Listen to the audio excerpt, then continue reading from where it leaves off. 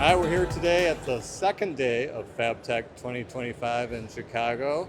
Steve Plumb, Editor-in-Chief, with my colleagues Cameron Kerkau, Digital Content Editor, Cary Gitter, Associate Editor, and our newest member of the team, Rachael Thomas. Welcome to the show. Thank you so much. Happy to be here. So Rachael just joined us last week. Yes, last week. Any initial impressions of the enormity of the show? Yeah, just soaking everything in. This is my first, manufacturing trade show, and just seen a lot of cool exhibits, met a lot of cool people. So it's really been just like a learning and soaking in environment for me, and it's been great. So Cameron, you're a veteran of 2 or 3 FABTECHs now? Yeah, I think this is my third FABTECH show, and even with it being my third show, there's just no getting used to it. The sheer amount of technology on display here in McCormick Place it's just overwhelming. I've been here all day, and I don't think I've even begun to touch the surface. So yeah, we'll have a busy week ahead of us, but I'm excited to keep diving in. I did spend a lot of time today chatting with attendees, and a common theme in those conversations was people are looking for automation. They're looking for the extra bit of time that automated processes can save them. And I think my colleagues Rachael and Cary got to see some interesting things in automation today. Yeah, to really piggyback off of what Cam was saying, as far as the common thread I've noticed today is everybody is wanting to, automate their processes to, better serve the customer and better connect with the customers. So that's one thing I've really noticed. A highlight for me was also going to the keynote session, Navigating the Future, the 2025 State of the Industry. And another thing I really noticed was how everyone is really working towards, workforce development, and how that's a really crucial thing for companies right now. So for example, one of the panelists was from Dane Manufacturing, and they have the recently launched Dane Academy, which, at a time they're training 25 people in their company to, become better manufacturers and to, be really in the workforce and everything. Another one I heard from was Kiel in Michigan. They have their Merrill Institute, which also is fairly new, and how they are really, working towards certify welders and, keep them educated and keep them, invigorated. So I really think that is important in the community and in the industry. And another thing I really enjoyed was the Universal Robots tour that we all went on. I really liked learning about how Universal Robots was a trailblazer in the cobot space. So in 2017, they were the first to launch cobots in North America.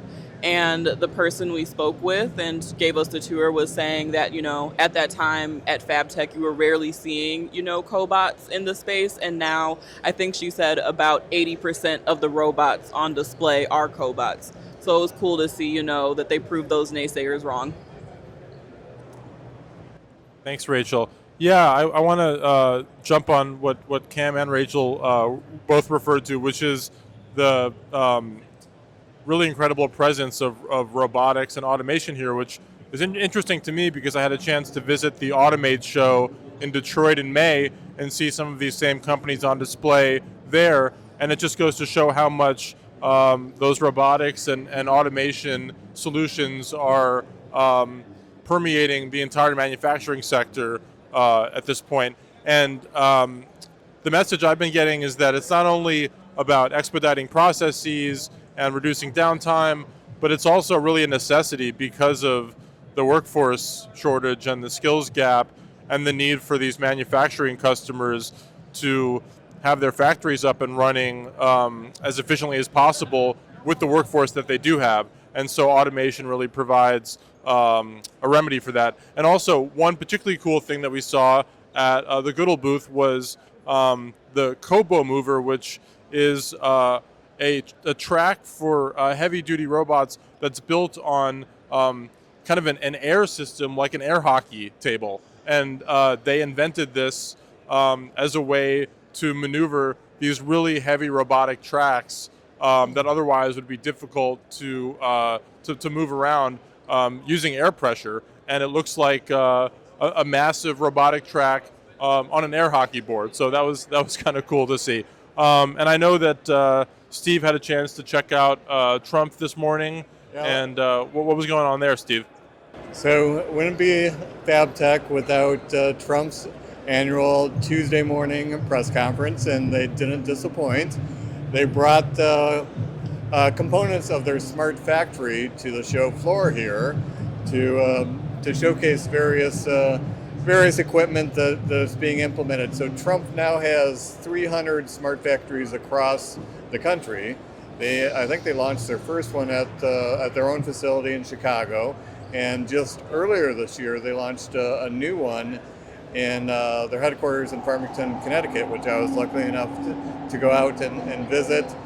But one of the cool things about these smart factories, that allows companies to tailor them to their own specific needs and upgrade them as needed. So, for instance, today at the show, Trump showcased the latest version of the Trump Bend 300, which is 40% improved throughput from the previous system. And they're also continuing to localize more of their production. They're adding their second line of the Trump 300 series press brake next year. Automation is also a big part of another company that had a press conference, Mertech, and just emphasizing how important it is to make those incremental improvements. And Rachel, you mentioned Dane Company, one of the speakers, who, interestingly enough, also is a Trump smart factory. Yeah. And so Dane's an interesting company. They started 5-10 years ago and have grown recently by, one thing that they did is went to auctions of other companies that were selling off equipment and looked at how those companies failed, so they didn't repeat those mistakes. But another important aspect from Dane and Keel and MEC was really picking your customers wisely. I think Dane had said one of their biggest customers ended up going out of business, but they had future-proofed against that by not having any one customer have more than 20% of their business. And companies are looking. There is opportunity to grow by acquisition. One of the other speakers there talked about how fast that they're growing, but really have to be smart about it. But one thing I know that we're all looking forward to is Industry Night. So if you're here in Chicago, please join us. And if not, come next year to Boston.